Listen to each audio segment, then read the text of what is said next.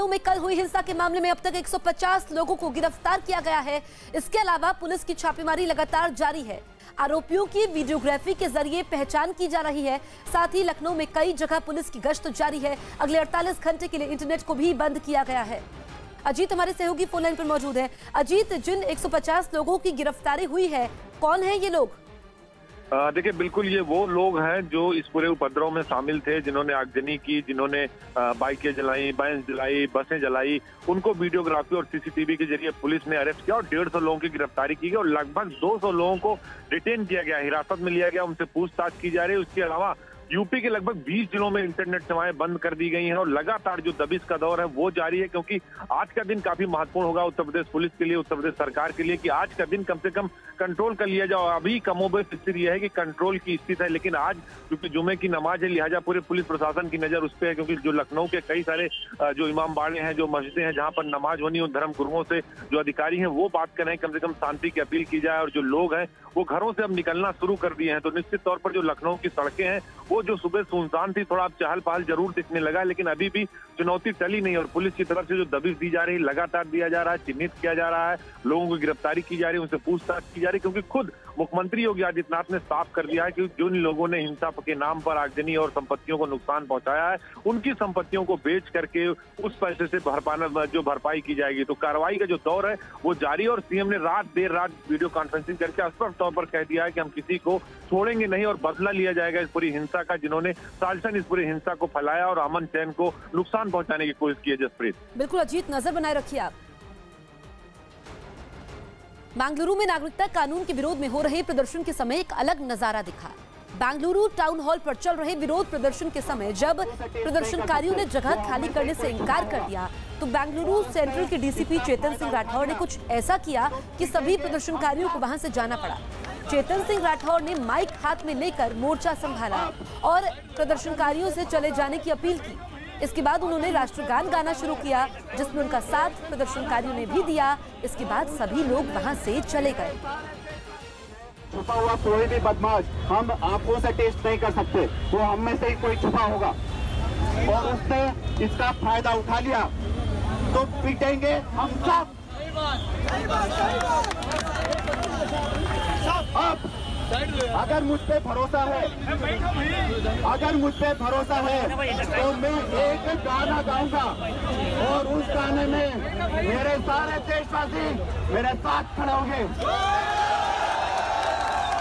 में छुपा हुआ कोई भी बदमाश हम आंखों से टेस्ट नहीं कर सकते, वो हम में से।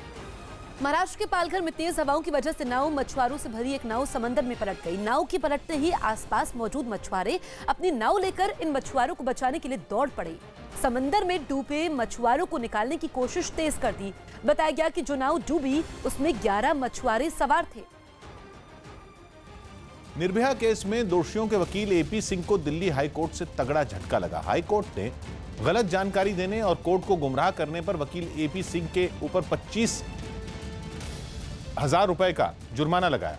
असल में एपी सिंह ने निर्भया केस में पवन नाम के दोषी की तरफ से एक याचिका दायर की, जिसमें दावा किया गया था कि 16 दिसंबर 2012 को घटना के वक्त दोषी नाबालिग था, इसलिए उसे फांसी की सजा नहीं दी जा सकती।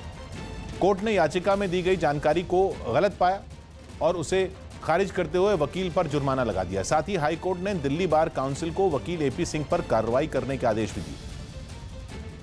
एपी सिंह को जो 25,000 रुपये का जुर्माना लगा है, ये समझ लीजिए कि उसको एक थप्पड़ मारा है और उसको एहसास करा है कि तुम कितना निहायत गलत आदमी हो। लखनऊ और संभल में हुई हिंसा के बाद पूरे उत्तर प्रदेश में धारा 144 लगा दी गई है। यूपी में 31 जनवरी तक धारा 144 लगी रहेगी। लखनऊ में किसी आंदोलन की आशंका की वजह से चप्पे चप्पे को पुलिस छावनी में तब्दील किया गया है। लखनऊ में देर रात पुलिस ने फ्लैग मार्च भी निकाला। लखनऊ में 48 घंटे तक के लिए इंटरनेट पर भी रोक लगा दी गई है। यूपी के करीब 15 जिलों में भी इंटरनेट बंद किया गया है। गाजियाबाद, मेरठ, आजमगढ़, मऊ, वाराणसी, संभल, प्रयागराज समेत 1 दर्जन जिलों में आज रात तक इंटरनेट बंद रहेगा।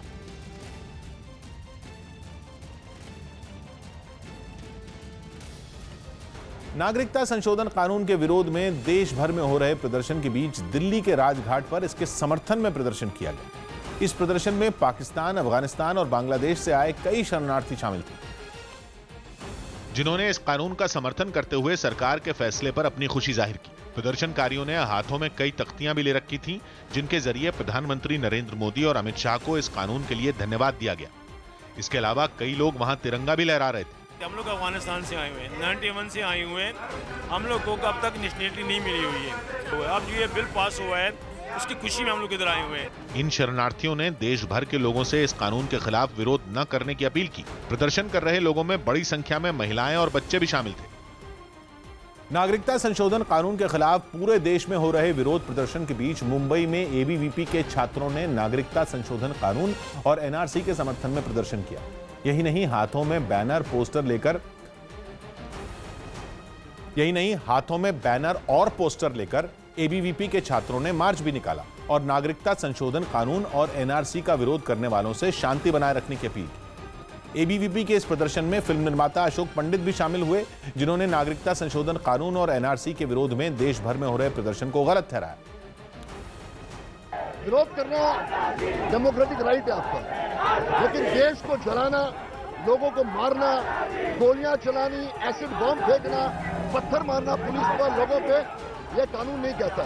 आज जो सारे लोग जो जमा हुए, ये सारी चीजों को कंडेम करने की। जयपुर में भी बीजेपी से जुड़े छात्र संगठन एबीवीपी समेत दूसरे संगठनों ने नागरिकता संशोधन कानून के समर्थन में प्रदर्शन किया। इन लोगों ने कुछ राजनीतिक पार्टियों पर इस कानून के विरोध में लोगों को बरगलाने का आरोप लगाया और कानून के समर्थन में जुटकर केंद्र सरकार के समर्थन में जमकर नारेबाजी की। इस प्रदर्शन के दौरान प्रदर्शनकारियों ने हाथों में एक बैनर और तख्तियां ली हुई थी,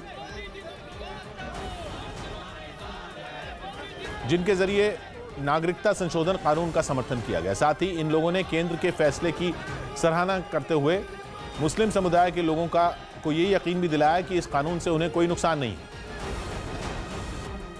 अहमदाबाद हिंसा में पुलिस ने बड़ी कार्रवाई की है। पुलिस ने वहां हिंसा फैलाने के आरोप में 5000 लोगों पर एफआईआर दर्ज की है। इसमें कांग्रेस पार्षद भी शामिल है, जिसके खिलाफ मामला दर्ज किया गया है। हिंसा फैलाने वालों पर हत्या की कोशिश, सरकारी काम में दखल, साजिश और जानलेवा हमला करने की सख्त धाराओं के तहत मामला दर्ज किया गया है। यही नहीं, दंगा फैलाने के आरोप में 49 लोगों को गिरफ्तार भी किया गया है। कांग्रेस के पार्षद शहजाद खान को गिरफ्तार किया गया है। जनक दवे हमारे सहयोगी फोन लाइन पर मौजूद है। जनक, आप एक्सक्लूसिव तस्वीरें हमें दिखा रहे हैं सबसे पहले न्यूज 18 इंडिया पर। जो ये 49 लोगों को गिरफ्तार किया गया है, इसमें कांग्रेस पार्षद के अलावा कौन लोग हैं? देखिए, कांग्रेस पार्षद पर पहले सबसे बड़ा मामला दर्ज है। दरअसल लोगों को उकसाना और भीड़ को वहां इकट्ठा करना। कल अहमदाबाद पुलिस ने बिल्कुल साफ कर दिया था कि सीए के खिलाफ या समर्थन में जो भी प्रदर्शन या विरोध करना चाहते हैं उनको इजाजत नहीं मिलेगी।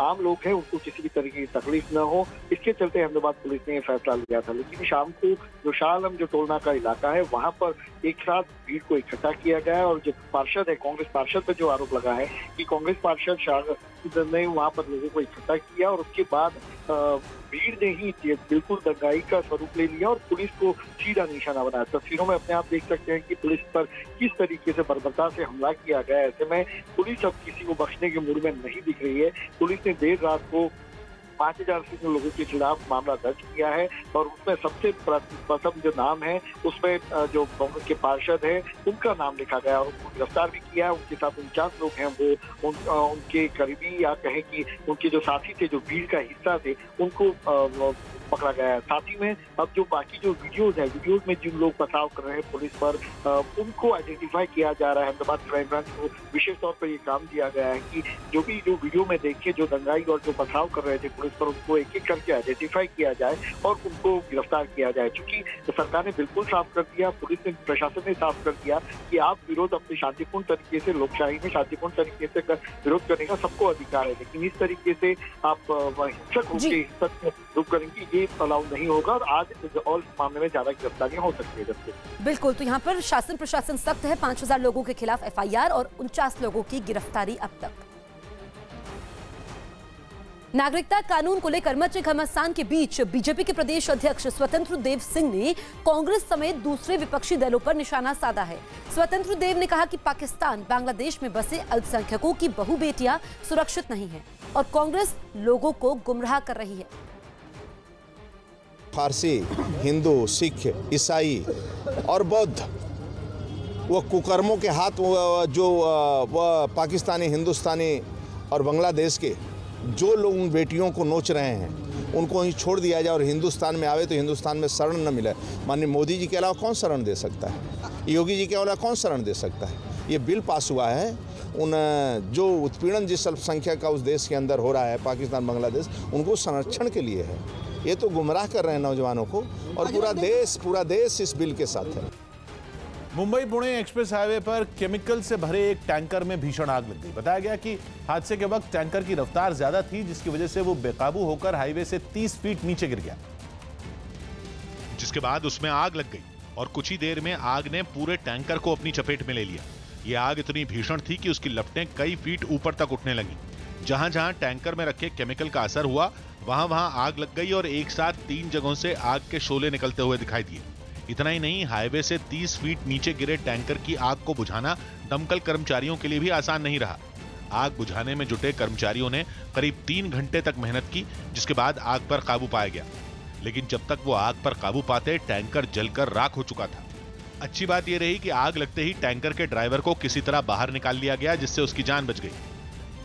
झारखंड विधानसभा चुनाव के 5वें और आखिरी चरण के लिए वोटिंग जारी है। आखिरी चरण में कुल 16 सीटों पर वोट डाले जा रहे हैं, जिनमें से 7 सीटें अनुसूचित जनजातियों के लिए आरक्षित हैं। साल 2014 के विधानसभा चुनावों में इनमें से 6 जेएमएम ने और 5 बीजेपी ने जीती थी। इस चरण में 236 प्रत्याशियों की किस्मत का फैसला होना है। 23 दिसंबर को झारखंड के चुनावी नतीजे आएंगे। यूपी के सीएम योगी आदित्यनाथ पर दिए गए जेएमएम नेता हेमंत सोरेन के विवादास्पद बयान पर बीजेपी भड़क गई। एक दिन पहले योगी आदित्यनाथ चुनाव प्रचार के लिए झारखंड गए थे, जिसके बाद हेमंत सोरेन ने झारखंड के पाकुड़ में एक चुनावी सभा की, जिसमें उन्होंने सीएम योगी पर निशाना साधते हुए विवादास्पद बयान दे डाला। जो यूपी के मुख्यमंत्री जी योगी जी भी चक्कर लगा रहे हैं, गेरवा में ये वो लोग हैं भाजपा के लोग जो शादी कम करते हैं, लेकिन गेरवा बस पहन करके कांग्रेस का इज्जत लूटने का काम करते हैं। हेमंत सोरेन के इसी बयान पर बीजेपी भड़क गई और केंद्रीय मंत्री गिरिराज सिंह ने इसे हेमंत सोरेन की हताशा करार दिया। उत्तर प्रदेश के मुख्यमंत्री को ऐसी भद्दी टिप्पणी करते हैं तो मैं समझता हूं चुनाव के हार में वो फ्रस्ट्रेशन में है। बीजेपी ने हेमंत सोरेन के इस विवादास्पद बयान के खिलाफ राज्य चुनाव आयोग में शिकायत दर्ज करवाई है। नागरिकता कानून के विरोध में कांग्रेस कोर ग्रुप की बैठक हुई, जिसमें प्रियंका गांधी ने सभी से इस कानून के विरोध में सड़कों पर उतरने की अपील की। कांग्रेस इस विरोध प्रदर्शन की आज आधिकारिक रूप से घोषणा कर सकती है। बताया जा रहा है कि कांग्रेस शासित राज्यों के मुख्यमंत्रियों और प्रदेश अध्यक्षों से उनके राज्यों में नागरिकता कानून के विरोध में मार्च निकालने के निर्देश दिए जाएंगे। दिल्ली के जामिया हिंसा मामले की सुनवाई के दौरान दिल्ली हाईकोर्ट के चीफ जस्टिस के खिलाफ नारेबाजी की गई। जानकारी के मुताबिक दिल्ली हाईकोर्ट ने जामिया हिंसा मामले में छात्रों को गिरफ्तार करने और उनके खिलाफ पुलिस की कार्रवाई पर रोक लगाने से इनकार कर दिया, जिसके बाद वहां मौजूद कुछ वकीलों ने कोर्ट रूम में ही चीफ जस्टिस डीएन पटेल के खिलाफ शेम शेम के नारे लगाए। हालांकि चीफ जस्टिस डीएन पटेल ने अपने खिलाफ हो रही नारेबाजी पर कुछ नहीं कहा और वहां से चले गए। इससे पहले सुनवाई के दौरान हाई कोर्ट ने जामिया हिंसा मामले में दिल्ली पुलिस को नोटिस भेजकर उससे जवाब मांगा। इस मामले की अगली सुनवाई 4 फरवरी को हुई। 13 दिसंबर को जामिया मिलिया इस्लामिया और उसके आसपास के इलाके में हुए हिंसक प्रदर्शन के दौरान कई सरकारी बसें जला दी गईं। नागरिकता कानून के विरोध में हो रही हिंसा पर कांग्रेस ने बीजेपी सरकार को घेरा। आरोप लगाया कि यह बीजेपी काल नहीं बल्कि आपातकाल है। अभिषेक मनु सिंघवी ने कहा कि इस देश में शांति तभी आएगी जब बीजेपी सरकार का शासन जाएगा।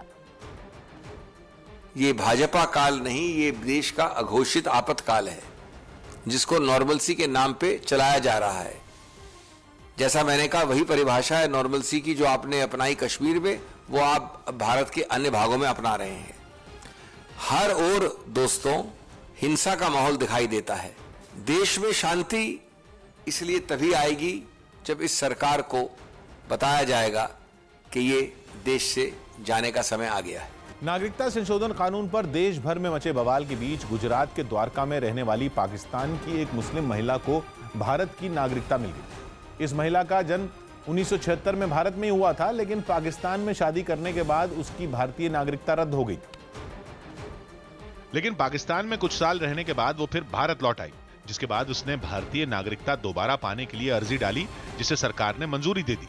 द्वारका जिले के कलेक्टर ने इस महिला को अपने हाथों से भारतीय नागरिकता के दस्तावेज सौंपे। यहाँ पे आकर के उन्होंने फिर से 7 वर्ष रहने के बाद में भारतीय नागरिकता के लिए अर्जी की उस नगरी पे, उस अर्जी पे विचार करते हुए गुजरात सरकार और भारत सरकार ने उनको दोबारा भारत की नागरिकता प्रदान की। भारतीय नागरिकता मिलने के बाद इस मुस्लिम महिला ने केंद्र सरकार को धन्यवाद दिया। अहमदाबाद में नागरिकता कानून के विरोध में हो रहे प्रदर्शन की डराने वाली तस्वीर सामने आई। हंगामे के इस वीडियो में हिंसा पर उतारू भीड़ पुलिस पर हमला करते हुए दिखाई दी, जबकि पथराव से बचकर भागने की कोशिश कर रहे एक पुलिस वाले को प्रदर्शन में शामिल कुछ लोगों ने जमकर पीट दिया। इतना ही नहीं, उपद्रवियों ने वहां मौजूद पुलिस की गाड़ियों पर जमकर पथराव भी किया। वीडियो में साफ दिखा कि प्रदर्शन के समय भीड़ ने अचानक पथराव शुरू कर दिया, जिससे बचने के लिए पुलिस वाले वहां मौजूद गाड़ियों में सवार होकर भागने लगे। इसी बीच एक पुलिस वाला गाड़ी पर चढ़ने की कोशिश में लड़खड़ाकर सड़क पर गिर गया। जैसे ही पुलिस वाला गिरा, वहां मौजूद भीड़ उस पर टूट पड़ी और सड़क के किनारे पर ले जाकर उसे जमकर पीट दिया। ऐसे ही एक और वीडियो में पुलिस के कुछ जवानों को भीड़ ने घेर लिया और एक साथ ताबड़तोड़ पथराव करना शुरू कर दिया। पत्थरों की बारिश के बीच फंसे ये पुलिस वाले बचने के लिए एक दुकान की दीवार से जाकर चिपक गए, लेकिन भीड़ बिना रुके उन पर पत्थर बरसाती रही। काफी देर तक पथराव के बाद पुलिस वालों ने भीड़ को तितर-बितर करने के लिए आंसू गैस के गोले दागे, जबकि पूरी तरह से घिरे हुए पुलिस वालों को बचाने के लिए कुछ लोगों ने भी काफी मशक्कत की और भीड़ को रोकने की कोशिश करते दिखे, लेकिन गुस्साई भीड़ लगातार पुलिस वालों पर पत्थर बरसाती रही। इस हंगामे में कई पुलिस वाले बुरी तरह घायल हो गए। अमेरिका की संसद के निचले सदन यानी हाउस ऑफ रिप्रेजेंटेटिव्स में राष्ट्रपति डोनाल्ड ट्रंप के खिलाफ महाभियोग का प्रस्ताव पास हो गया। डोनाल्ड ट्रंप पर निजी और राजनीतिक फायदे के लिए पद के गलत इस्तेमाल के आरोप थे और उनके खिलाफ संसद के निचले सदन में महाभियोग प्रस्ताव पेश किया गया था, जिसे बहुमत के साथ पास करा लिया गया। पद के गलत इस्तेमाल के मामले में उनके खिलाफ 230 वोट डाले गए, जबकि उनके पक्ष में 197 वोट पड़े। 230, the nays are 197, present is 1. Article 1 is adopted. प्रस्ताव पास होने के बाद हाउस ऑफ रिप्रेजेंटेटिव्स की स्पीकर नैंसी पेलोसी ने ट्रंप को देश की एकता और सुरक्षा के लिए खतरा बता दिया। It is a matter of fact that the president is an ongoing threat to our national security. हालांकि ट्रंप महाभियोग प्रस्ताव के पास होने के बाद भी बेफिक्र नजर आए। मिशिगन में एक चुनावी रैली के दौरान उन्होंने इस प्रस्ताव का जमकर मजाक उड़ाया। Does it really feel like we're being impeached? The country is doing better than ever before. We did nothing wrong. अब इस प्रस्ताव को अमेरिकी संसद के ऊपरी सदन यानी सेनेट में पेश किया जाएगा, जहां उसे पास कराने के लिए कम से कम 2/3 वोट जरूरी होंगे।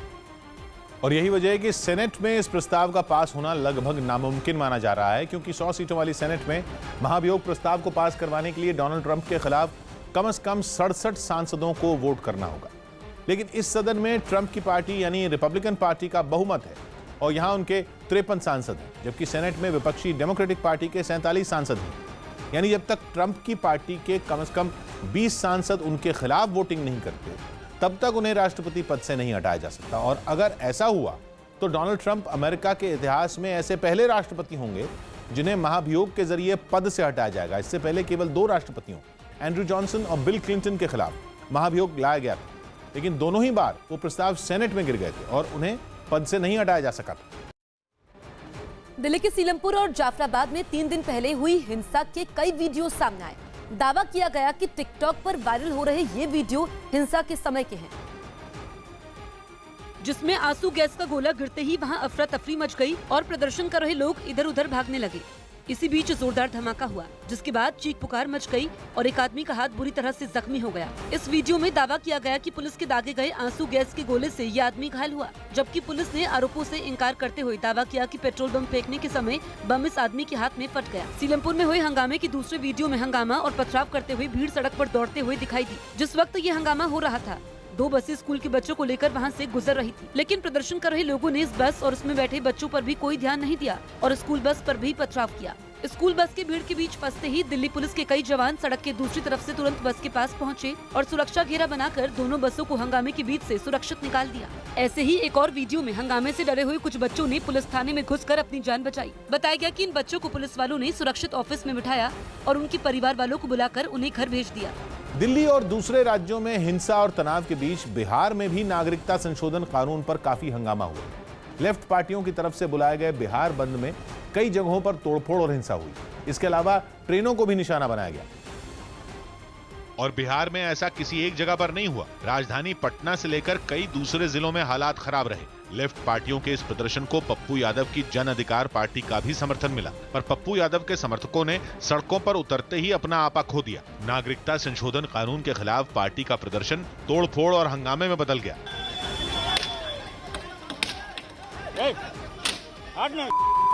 तोड़फोड़ करने वाले इन लोगों ने रेलवे स्टेशन के बाहर टायरों में भी आग लगाई और केंद्र सरकार के खिलाफ जमकर हंगामा किया। CAA और NRC के खिलाफ आज भाकपा माले का बिहार बंद है और इसको महागठबंधन के तमाम दलों का समर्थन मिल रहा है। पटना के डाक बंगला चौराहे पर भी प्रदर्शन हिंसक हो गया। जन अधिकार पार्टी के कार्यकर्ताओं ने कई दुकानों को जबरदस्ती बंद कराया। इसके अलावा कई बसों में भी तोड़फोड़ की गई।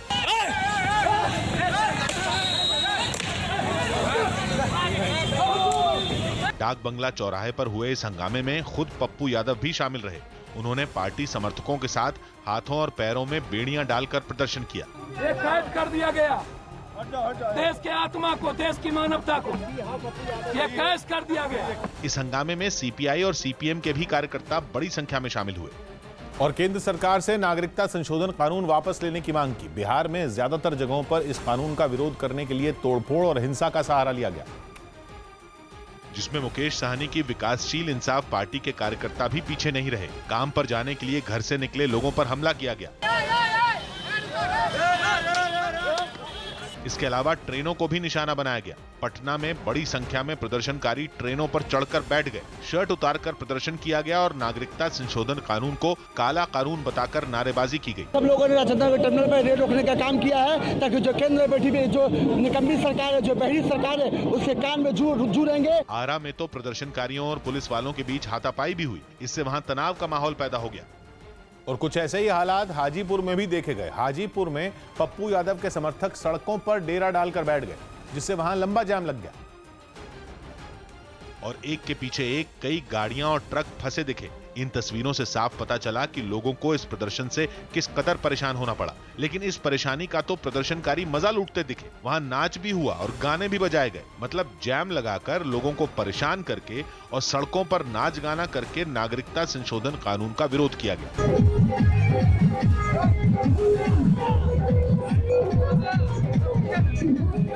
ऐसा भी नहीं था कि प्रदर्शनकारी ये सब विरोध के मकसद से कर रहे हों। असल में तो इलाके को एक तरह से बंधक बनाकर वहां उसका मजा लिया जा रहा था।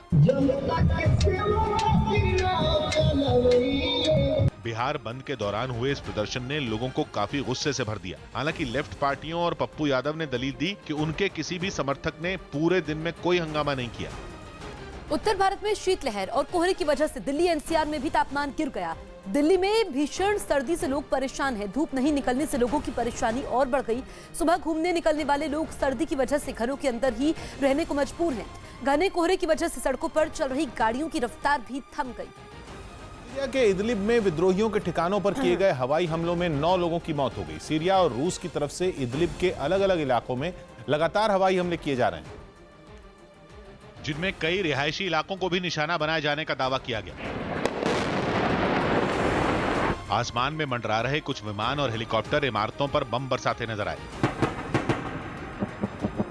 बमबारी के बाद पूरा इलाका धुएं और धूल के गुबार से ढक गया। हमले के बाद कई इमारतें मलबे के ढेर में बदल गईं।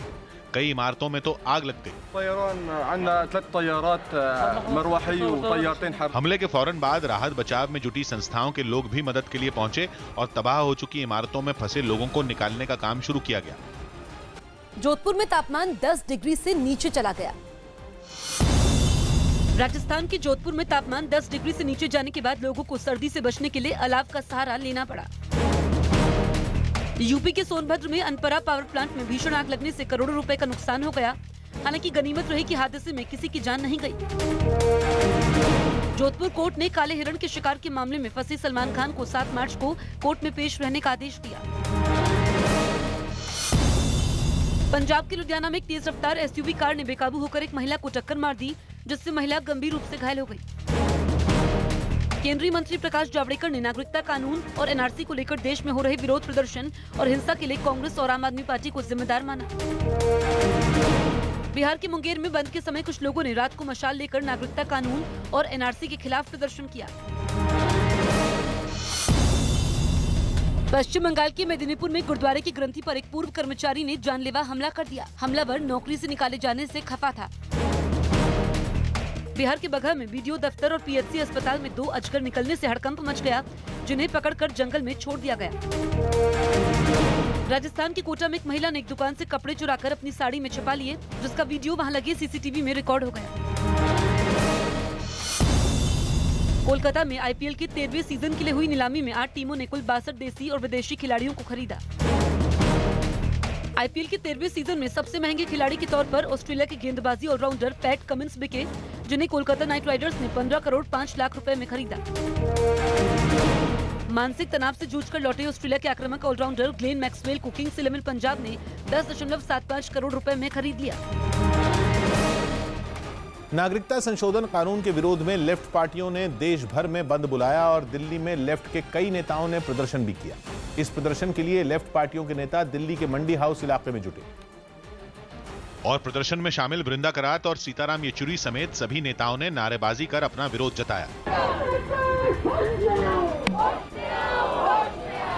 कुछ देर में वहां लोगों की भारी भीड़ जुट गई और पुलिस ने हंगामा कर रहे लोगों को वहां से जाने की चेतावनी दे दी। आप यहाँ से दाएं बाएं तितर बितर हो जाएं, नहीं तो आप पे पुलिस कार्रवाई की जाएगी। ये आपको आखिरी वार्निंग दी जा रही है। पुलिस की इस चेतावनी का प्रदर्शनकारियों पर कुछ असर नहीं हुआ, जिसके बाद पुलिस ने नारेबाजी कर रहे लोगों को हिरासत में लेना शुरू कर दिया। कुछ प्रदर्शनकारी तो आसानी से बस में चढ़ गए, लेकिन कुछ को जोर जबरदस्ती बस में बिठाया गया। एक लड़के ने तो पुलिस की पकड़ से बचने के लिए सड़क किनारे लगे खंबे को पकड़ लिया और थोड़ी देर में वहां से चला गया। इस प्रदर्शन से पहले मंडी हाउस पर जामिया मिलिया इस्लामिया के कई छात्र भी पहुंचे। उन सभी छात्रों को पुलिस ने तुरंत हिरासत में लिया और एक बस में बिठाकर वहां से चलती बनी। दिल्ली पुलिस ने कुछ प्रदर्शनकारियों को, जो कि मंडी हाउस इलाके में इकट्ठा हुए थे, उन्हें बिठाकर स्थानीय थाने ले जा रहे, उन्हें हिरासत में लिया है।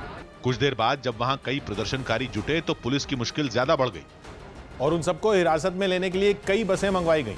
नागरिकता संशोधन कानून का विरोध कर रहे कई प्रदर्शनकारियों ने लाल किले के पास भी पुलिस के सामने चुनौती खड़ी कर दी, जहां सैकड़ों की तादाद में पहुंचे लोगों ने हाथों में लिए पोस्टरों और झंडों के जरिए विरोध जताया। हालांकि प्रदर्शनकारियों के वहां पहुंचने से पहले ही पुलिस के सैकड़ों जवान भी मुस्तैद हो गए थे। साथ ही लाल किले के पास बैरिकेडिंग कर प्रदर्शनकारियों को रोकने की योजना भी बना ली गई थी। प्रदर्शनकारियों की भीड़ बेकाबू न हो, इसलिए पुलिस ने भी तुरंत उन्हें हिरासत में लेना शुरू कर दिया। तमाम पुलिसकर्मी यहाँ पर मौजूद हैं और कोशिश लगातार यही है कि जो भी प्रदर्शनकारी यहाँ पहुँच रहा है उन सभी को डिटेन किया जा रहा है। इलाके में धारा 144 लागू होने की वजह से पुलिस की पूरी कोशिश रही कि प्रदर्शनकारी एक जगह झुंड बनाकर हंगामा न करने लगे। यहाँ तक कि एक प्रदर्शनकारी ने मीडिया के सामने अपनी बात रखनी चाहिए तो पुलिस ने उसकी बात पूरी होने से पहले ही उसे हिरासत में ले लिया। राइट है प्रोटेस्ट करना, परमिशन हो ना हो, जनता का राइट है प्रोटेस्ट करना। जिन प्रदर्शनकारियों को पुलिस ने हिरासत में लिया उनमें एक आदमी ने आरोप लगाया कि वो लाल किला घूमने गया था, लेकिन उसे भी पकड़ लिया गया। I told him I'm not in the protest, I am not involved. 144 is also applicable on more than 3 people. Police से जब आम लोगों को हिरासत में लेने पर सवाल पूछा गया तो वो जवाब देने से बचती नजर आई। एक बंदा खुद को मुसाफिर बता रहा है, लेकिन पुलिस उसे डिटेन कर रही है। वो कह रहा है मैं मुसाफिर हूँ। इंडिविजुअल क्वेश्चन मैं बाद में करूंगा। यहाँ 144 का डिक्लेरेशन है। लेफ्ट पार्टियों के इस विरोध की वजह से दिल्ली के कई इलाकों में जाम के हालात भी बन गए और प्रदर्शन को देखते हुए दिल्ली के पुलिस कमिश्नर ने भी सभी पुलिस वालों के लिए निर्देश जारी कर दिए। कमिश्नर की ओर से जारी निर्देश में दिल्ली के सभी जिलों की पुलिस को हालात काबू करने के लिए अलर्ट रहने को कहा गया। साथ ही हर इलाके के डीसीपी को निर्देश दिया गया कि वो अपने इलाके में होने वाले प्रदर्शनों पर नजर बनाए रखें। इसके अलावा घोषित बदमाशों और आपराधिक किस्म के लोगों की पहचान कर उन्हें भी पकड़ने के निर्देश दिए गए। वहीं दिल्ली में हो रहे प्रदर्शनों की वजह से कुछ देर के लिए कुछ इलाकों में इंटरनेट सेवाएं बंद कर दी गई। सिर्फ मोबाइल और इंटरनेट ही नहीं बल्कि लेफ्ट पार्टियों के प्रदर्शन को देखते हुए एहतियातन कई मेट्रो स्टेशन भी बंद कर दिए गए। दिल्ली मेट्रो रेल कॉरपोरेशन के इस फैसले से लोगों को काफी दिक्कतों का सामना करना पड़ा और जो लोग हर रोज मेट्रो में बैठकर आसानी से अपने दफ्तर पहुंच जाते थे, उन्हें मजबूरन बस या ऑटो में सफर करना पड़ा। नागरिकता संशोधन कानून के विरोध में हुए प्रदर्शन के दौरान दिल्ली के 20 मेट्रो स्टेशन बंद कर दिए गए। न सिर्फ लाल किला मेट्रो बंद किया गया है, बल्कि इसके आसपास जामा मस्जिद, चांदनी चौक और विश्वविद्यालय मेट्रो भी बंद किया है। कुछ लोग ऐसे भी थे जिन्हें पहले प्रदर्शन की वजह से परेशानी हुई और बाद में मेट्रो ने उनकी मुश्किल बढ़ा दी। कहीं भी जाओ मेट्रो का दरवाजा बंद होता है। I mean, what sort of democracy is this? Delhi metro के कई स्टेशन बंद होने पर कांग्रेस की महासचिव प्रियंका गांधी ने एक ट्वीट किया। उन्होंने लोगों को हो रही परेशानी का मुद्दा उठाते हुए सरकार पर जनता की आवाज दबाने का आरोप लगा दिया।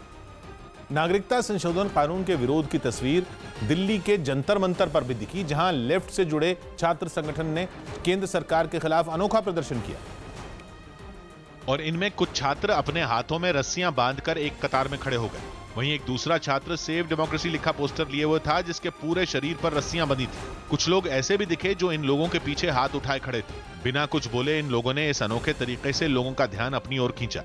कोई यहाँ इनका रिएक्शन नहीं है और शायद इनका विरोध का तरीका यही है कि ये बातचीत नहीं कर रहे हैं, पर यहाँ पर ये बता रहे हैं कि संविधान इसी तरीके से जकड़ गया है। बताया गया कि ये लोग लोकतंत्र को जकड़े हुए दिखाना चाहते थे। जंतर मंतर पर ऐसे कई संगठनों के सैकड़ों लोग जमा थे जो अपने अपने तरीके से नागरिकता कानून का विरोध करते नजर आए। दिल्ली में जारी प्रदर्शन और हंगामे की वजह से पुलिस ने सीमा पर सख्ती बढ़ा दी, जिसका असर यह हुआ कि गुरुग्राम में 5 किलोमीटर से भी लंबा जाम लग गया। इस जाम में फंसने से कई एम्बुलेंस वक्त पर अस्पताल नहीं पहुंच सकी।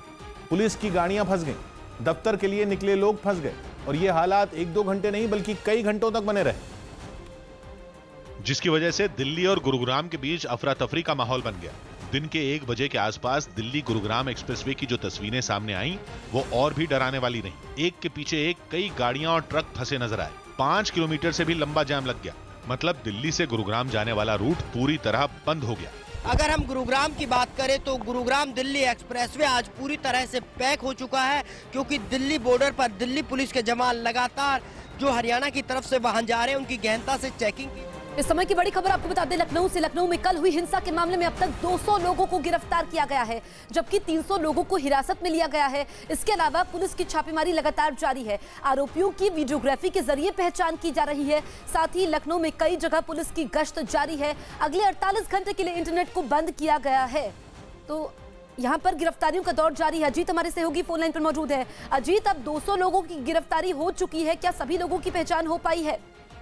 देखिए, बिल्कुल जिनकी पहचान हो पा रही, पहले उन्हें हिरासत में लिया जा रहा है, उनसे पूछताछ किया जा रहा है और फिर उन्हें उनकी गिरफ्तारी दिखाई जा रही है। और अब तक जो प्रमुख जो ग्रह हैं उत्तर प्रदेश के अवनीश अवस्थी, अगर उनकी जो उनसे हमारी बात है, उन्होंने साफ तौर पर ये कहा कि अब तक 200 से अधिक लोगों को आइडेंटिफाई किया गया है, उनकी पहचान की गई है वीडियोग्राफी के जरिए और उन्हें गिरफ्तार कर लिया गया है फौरी तौर पर। और इसके साथ ही 300 के आसपास ऐसे लोग हैं जो उसमें शामिल थे, उनको भी हिरासत में लिया गया, उनसे पूछताछ की जा रही है अलग अलग थानों में, अलग अलग इलाकों में, कुछ पुलिस लाइंस के इलाके में। और जो दबिश का दौर है वो लगातार जारी है। जो इलाके के सीसीटीवी हैं, जो जहां रात तक बवाल चलता रहा, वहां की सीसीटीवी भी पुलिस खंगाल रही है। कई सारी टीमें लगाई गई हैं। जिस सीओ सर्किल का जो इलाका है उन सीओ सर्किल को लगाया गया है। इसके अलावा जो बड़ी फोर्सेज है उसके डिप्लॉयमेंट किया गया। और टीले वाली मस्जिद जहां आज अजान होनी है, वहां पर भी अधिकारी लोगों से बातचीत कर रहे हैं कि कम से कम जो अमन चैन है, लखनऊ का जो तहजीब है वो कायम रहे। तो अब तक लगातार जो गिरफ्तारियां हो रही वो एक के बाद एक बढ़ती जा रही। हालांकि जो इंटरनेट सेवाएं हैं अगले 48 घंटे के लिए बंद कर दी गई और धारा 144 का कड़ाई से पालन कराया जा रहा है जसप्रीत। और सभी को ये कह दिया गया कि जो भी हिंसा करेगा कानून को हाथ मिलेगा। मुख्यमंत्री ने साफ कर दिया है कि उसके खिलाफ गुंडा के तहत कार्रवाई की जाएगी, देशद्रोह की धाराएं लगाई जाएंगी, रासुका लगेगा और उसकी संपत्ति को कुर्क की जाएगी। ऐसे 50 से अधिक लोग पहचान में अब तक लाए गए हैं जिनकी आगजनी में जिनका हाथ था, जिन्होंने आंदोलन का नेतृत्व किया, क्योंकि भीड़ में जिस तरह विवाद हुआ था उन लोगों की भी पहचान की जा रही है। और इसी आधार पर 200 लोगों को गिरफ्तार किया गया और 300 लोगों से पूछताछ जारी है जसप्रीत। बिल्कुल, तो कल की हिंसा के बाद अभी तक 200 लोगों की गिरफ्तारी हो चुकी है और भी लोग गिरफ्तार किए जाएंगे। वीडियोग्राफी के जरिए पहचान हो रही है। अजीत, आप नजर बनाए रखिए। उत्तर प्रदेश के कुशीनगर में नागरिकता कानून के विरोध में सैकड़ों लोग सड़कों पर प्रदर्शन करने उतरे। इन प्रदर्शनकारियों ने भी हालात संभालने के लिए तैनात पुलिस पर जमकर पथराव किया और सैकड़ों लड़के पुलिस वालों पर पत्थर फेंकने लगे। पथराव होते ही वहां तैनात पुलिस वाले बचने के लिए दौड़ने लगे, जबकि भीड़ में शामिल लोग लगातार पथराव करते रहे। पथराव के समय भीड़ ने एक सिपाही को घेर लिया और जमकर पिटाई कर दी, जिसके बाद कुछ लोगों ने घायल पुलिस वाले को उठाया और सुरक्षित जगह पर ले गए। इससे पहले इलाके में सैकड़ों लोगों ने हाथों में तख्तियां लेकर नारेबाजी की और सरकार से नागरिकता कानून वापस लेने की मांग की। लेकिन प्रदर्शन कर रहे लोग कब हिंसा पर उतारू हो गए, ये आसपास के लोगों को भी पता नहीं चला और पथराव से बचने के लिए आम लोग भी इधर उधर भागते दिखे। हालांकि काफी देर चले हंगामे के बाद पुलिस ने लोगों को काबू किया और सुरक्षा के इंतजाम बढ़ा दिए। प्याज की महंगाई का आलम यह है कि चंडीगढ़ में प्याज अब सेब और चिकन से भी महंगा बिक रहा है। चंडीगढ़ में सेक्टर 26 की सब्जी मंडी में प्याज 120 रुपए किलो बिक रहा है। जबकि इस दाम में लोग 3 गुना ज्यादा सेबों की खरीदारी कर रहे हैं। प्याज के महंगे होने से लोगों की परेशानी बढ़ गई और वो जरूरत से कम प्याज खरीदने को मजबूर हो गए। 100 रुपए के 3 किलो सेब हमें मिल गए हैं, लेकिन अगर हम 100 रुपए का 1 किलो प्याज लेने की कोशिश करेंगे तो प्याज आपको 100 रुपए में नहीं मिल रहा, 120 रुपए प्रति किलो चंडीगढ़ की सबसे बड़ी सब्जी मंडी जो कि सेक्टर 26 सब्जी मंडी है, वहां पर मिल रहा है। गली मोहल्ले की दुकानों को छोड़कर सस्ता प्याज खरीदने की आस में सब्जी मंडी पहुंचे लोगों को वहां भी निराशा ही हाथ लगी। सेब का तड़का थोड़ा लग सकता सर, प्याज का तड़का तो प्याज का लगेगा, सेब का तड़का तो नहीं लगा सकते। प्याज की आसमान छूती कीमतों से केवल ग्राहक ही नहीं, दुकानदार भी परेशान दिखे। क्या रेट बेचेंगे? रेडिया पे 130 रुपए 130, ग्राहक लेते नहीं है और बतलाइए कहाँ से हम लोग कमाएंगे। बताया जा रहा है कि प्याज के दाम बढ़ने से चिकन की भी बिक्री घट गई, क्योंकि महंगे प्याज की वजह से लोगों ने चिकन खाना कम कर दिया है। ऐसे में बिक्री बढ़ाने के लिए दुकानदारों ने चिकन के दाम में 30 से 40 रुपए किलो तक की कटौती भी की है। नॉनवेज की सारी आइटम, मच्छी से लेकर चिकन मटन सबकी सेल डाउन है आधा के सब, जबकि इस टाइम सीजन है फिर भी सेल पूरी डाउन है प्याज करके। लखनऊ के बाद अब वाराणसी में भी नागरिकता कानून का विरोध शुरू हो गया। यूपी के वाराणसी में नागरिकता कानून और एनआरसी का विरोध कर रहे प्रदर्शनकारियों पर पुलिस ने जमकर लाठियां भांजी। पश्चिम बंगाल की मुख्यमंत्री ममता बनर्जी की रेलवे को सुरक्षा देने से इनकार के बाद रेलवे अपने नुकसान की भरपाई के लिए कोर्ट का सहारा लेगी। देश भर में हो रही विरोध प्रदर्शनों में रेलवे को अब तक 100 करोड़ से ज्यादा का नुकसान हो चुका है। महाराष्ट्र के पालघर में एक नाव डूबने से उसमें सवार 11 मछुआरे डूब गए, लेकिन पास से गुजर रही एक दूसरी बोट ने सभी को बचा लिया। हरिद्वार में वामपंथी दलों के कार्यकर्ताओं ने विरोध मार्च निकालकर नागरिकता बिल को वापस लेने की मांग की। यूपी के कासगंज में समाजवादी पार्टी के कार्यकर्ताओं ने गले में प्याज की माला पहनकर और खून से लिखे पोस्टर लेकर नागरिकता कानून और महिला सुरक्षा जैसे मुद्दों पर धरना प्रदर्शन किया। लखनऊ हिंसा के बाद बरेली के एसएसपी ने भारी पुलिस बल के साथ सड़कों पर फ्लैग मार्च निकाला और लोगों से शांति की अपील की। पीएम नरेंद्र मोदी आज दिल्ली में उद्योग मंडल एसोचैम की सालाना आम बैठक को संबोधित करेंगे। बिहार के दरभंगा में लोगों ने हाथों में मशाल लेकर नागरिकता बिल और एनआरसी के खिलाफ विशाल जुलूस निकाला। बिहार के मोतिहारी में पैक्स चुनाव की मतगणना के समय जमकर हंगामा और मारपीट हुई। नागरिकता कानून के खिलाफ उत्तर प्रदेश के कई शहरों में समाजवादी पार्टी के कार्यकर्ताओं ने भी प्रदर्शन किया।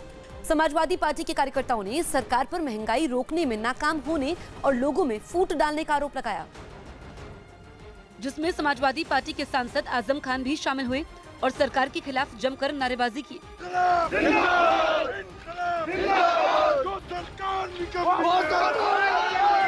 आजम खान ने केंद्र सरकार पर आरोप लगाया कि हंगामे की आड़ में लोगों का ध्यान बुनियादी चीजों से हटाने की कोशिश हो रही है। लोग समझ गए हैं कि जो कुछ हो रहा है वो एक राजनीतिक चक्र है, ज्यादा कुछ नहीं। लोगों का ध्यान बुनियादी मुद्दों से हटाने के लिए सब कुछ हो रहा है।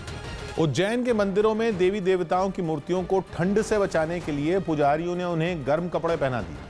पहाड़ी इलाकों में हो रही बर्फबारी की वजह से राज्य के कई जिले शीतलहर की चपेट में आ गए, जिसके बाद मंदिरों में भी देवी देवताओं को ठंड से बचाने की तैयारियां शुरू हो गईं। पुजारियों ने मंदिर में मौजूद राधा कृष्ण की मूर्तियों से लेकर दूसरे देवी देवताओं की मूर्तियों को भी गर्म कपड़े पहनाए। साथ ही ठिठुरन पैदा करने वाली ठंड से उन्हें बचाने के लिए वहां हीटर की भी व्यवस्था की गई।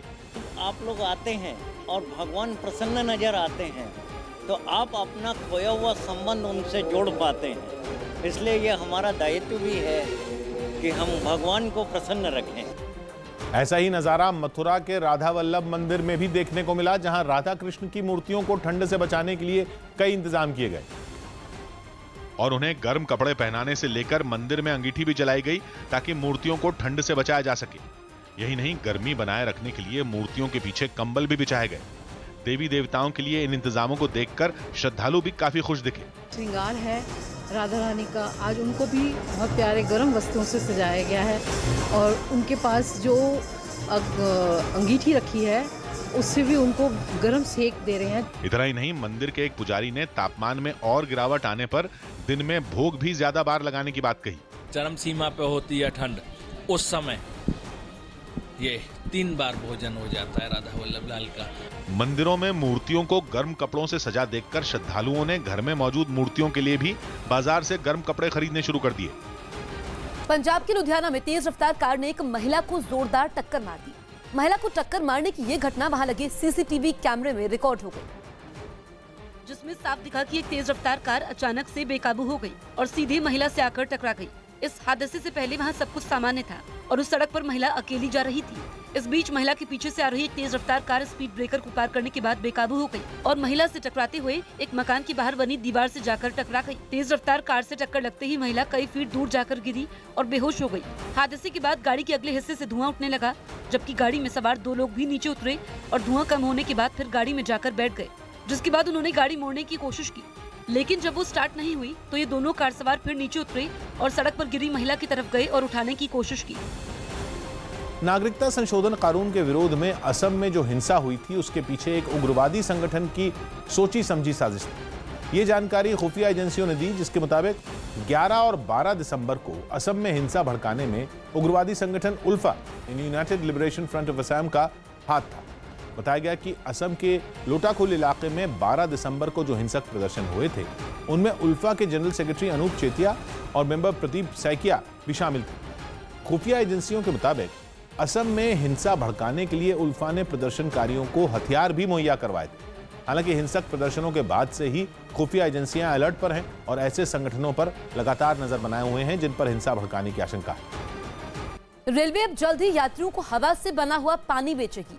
एक रिपोर्ट के मुताबिक उत्तर मध्य रेलवे कई प्रमुख स्टेशनों पर हवा से बना हुआ पानी बेचेगी। बताया गया कि इस पानी की कीमत 8 से 10 रुपए प्रति लीटर होगी। इस पानी को बेचने के लिए रेलवे स्टेशनों पर कियोस्क भी लगाए जाएंगे।